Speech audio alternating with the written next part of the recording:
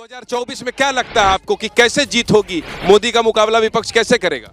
Confusion लग रहा है, अभी तक तो कोई क्लियर नहीं है वैसे, लेकिन एक चेहरा जिसको लगता है आपको कि ये प्रधानमंत्री मोदी से टक्कर ले सकता है, कोई एक चेहरा? अच्छा मोदी बनेंगे। एक क्वेश्चन है मेरा, विपक्ष के पास क्या आइडियोलॉजी, किस आइडियोलॉजी के साथ अपनी जनता के पास जाना चाहता है? इनके पास कोई आइडियोलॉजी नहीं है, विपक्ष के पास सारा का सारा झूठ है। क्यों सिर्फ मोदी हटाना? भाई मोदी हटाना है, क्यों हटाना? नहीं बरकत इनके पास आइडिया नहीं है। देखिए आम जनता आम जनता जनता से पूछो। इनके जमाने में में सारे लोग रोजगार थे, थे 100% थे। समस्या यही कहो ना, बोलो 100% 100% रोजगार थे। कह रहे हैं कि मोदी का मुकाबला 24 में कर लेंगे और हटा देंगे। कांग्रेस ने बेचा है। मैं कह रहा कांग्रेस से हूं लड़ेंगे विपक्ष के लड़ पाएगा मोदी जिंदगी में नहीं, देखिए इस जन्म में लड़ी नहीं सकता। विपक्ष में कोई मचा के पीछे सोचो गुरु थोड़ा 10-5 साल नहीं लड़ सकता। जन्म अपने किस प्रकार से लोग कंफ्यूज हो रहे हैं, और ये कंफ्यूजन आज नहीं कई सालों से चल रहा है कि लोग अपने मनपसंद नेता चुनना चाहते हैं लेकिन चुन नहीं पाते हैं। इनके पीछे कई सारे रीजन हैं जो आज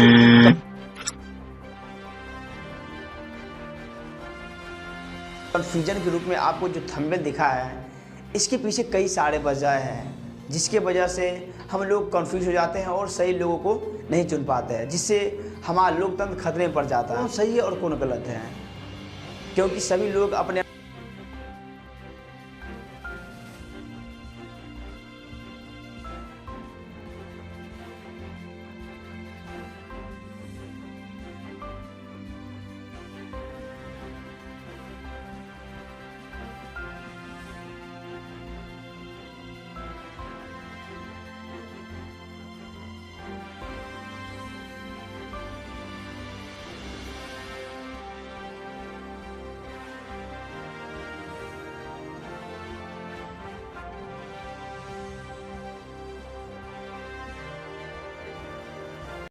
से मतदान करिए, चाहे हिंदू हो या मुसलमान, हर एक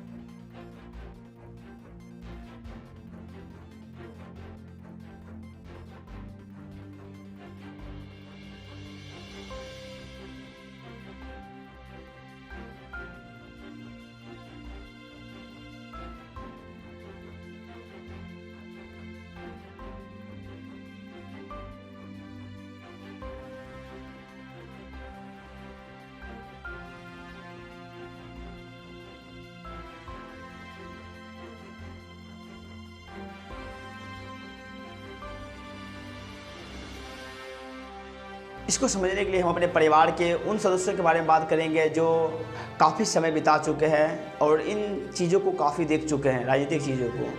तो आइए इनकी जीवन शैली के बारे में जानते हैं।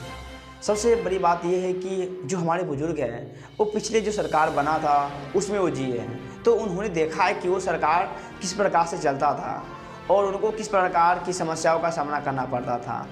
और आज जो बच्चे हैं जो जिसमें हम सभी आते हैं, वो किस प्रकार की सरकार है, वो कैसे सरकार चलती है, क्योंकि हम लोग जो युवा है वो अलग सरकार में जिए और हमारे पेरेंट्स जो है वो अलग सरकार में जिए हैं, क्योंकि उनके जो अनुभव है पीछे का और हमारा जो ये चीज़ें हैं, जिस प्रकार से बेरोजगारी चीज़ें आपको देखने को मिलता है, हमारे पेरेंट्स अलग माहौल में जिए होते हैं। उनको मालूम नहीं होता है कि आने वाले 10 साल में कैसा समय होगा, किस प्रकार की रोजगारी होगी, तो वो उस प्रकार से सरकार को नहीं चुन पाता है। लेकिन हम लोग को मालूम है कि आने वाले 10 साल में किस प्रकार की चीज़ें आने वाली है, तो हमें किस तरह की सरकार हमें चाहिए, इसको लेकर कन्फ्यूज हो जाते हैं। और एक गलती करते ये है कि हम लोग घर में अपने आप में बातें नहीं करते हैं, जिससे ये सबसे बड़ा कन्फ्यूजन बन जाता है और ये जो महत्वपूर्ण जो वोट है वो कहीं ना कहीं गलत जगह पे चला जाता है, जिसकी वजह से हम गलत सरकार चुन लेते हैं और ये चीज़ें हमें भुगतना पड़ जाता है। जिस प्रकार से सालों से चलता रहा है उसी प्रकार से ये चीज़ें रीति रिवाज चलने लग जाता है। तो आइए कन्फ्यूजन में बातें करते हैं। ये जो कन्फ्यूज़न है वो आखिर में आता कहाँ से, इनके पीछे का कारण क्या है। कन्फ्यूज़न वहाँ से आता है जब एक पॉलिटिक्स पार्टी ये चाहता है कि हम जाति आधारित वोट ग्रहण करें और एक है जो मुद्दों पे बात करें, एक है जो मुद्दों से भटक रहा है, एक है जो मुस्लिम राष्ट्र बनाना चाहता है, एक है जो हिंदू राष्ट्र बनाना चाहता है। तो इस प्रकार से लोग भटक जाते हैं कि आखिर में जाति को वोट दें या जो रोज़गार देंगे उन पे वोट दें। तो कई लोग ऐसे हैं जो बोलेंगे हम कट्टर मुसलमान हैं, कुछ लोग ऐसे हैं जो बोलेंगे हम कट्टर हिंदू हैं। तो इस प्रकार की चीज़ें भी कहीं ना कहीं कन्फ्यूजन कर देता है।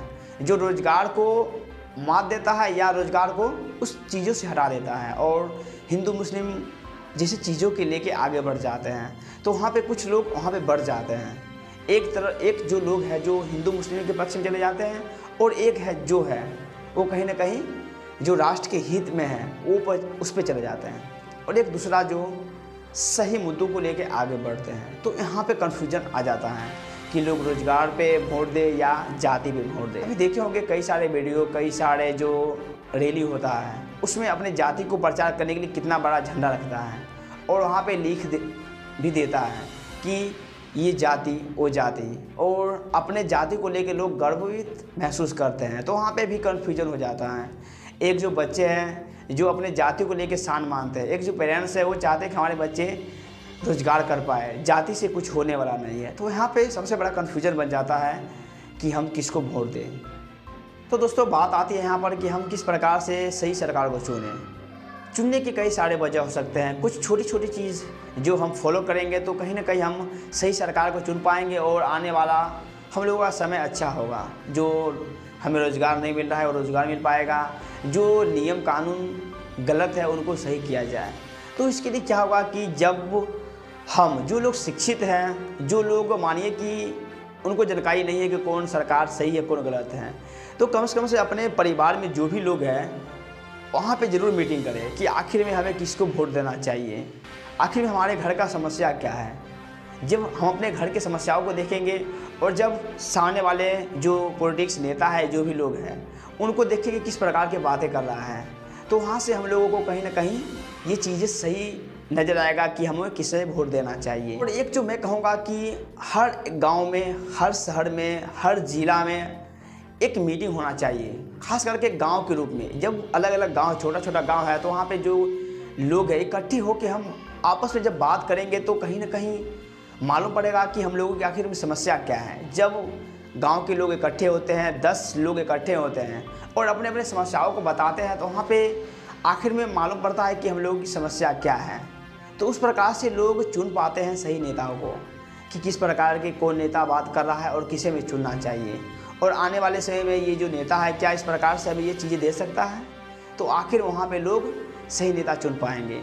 तो दोस्तों लास्ट में मैं यही कहूँगा, कौन सही है कौन गलत है ये तो नहीं कहूँगा, लेकिन जो हम सभी के हित में काम करे, जो लोकतंत्र के हित में काम करे उसे वोट देना चाहिए। जाति धर्म ये कुछ नहीं होता है, ये कुछ पल के लिए शान दे सकता है, खुशी दे सकता है, लेकिन रोज़गार रोटी छीन लेता है। सो लास्ट में यही कहूँगा दोस्तों, लोकतंत्र को बचाएं और एक अच्छे नेता चुने और एक अच्छा फ्यूचर बनाएं।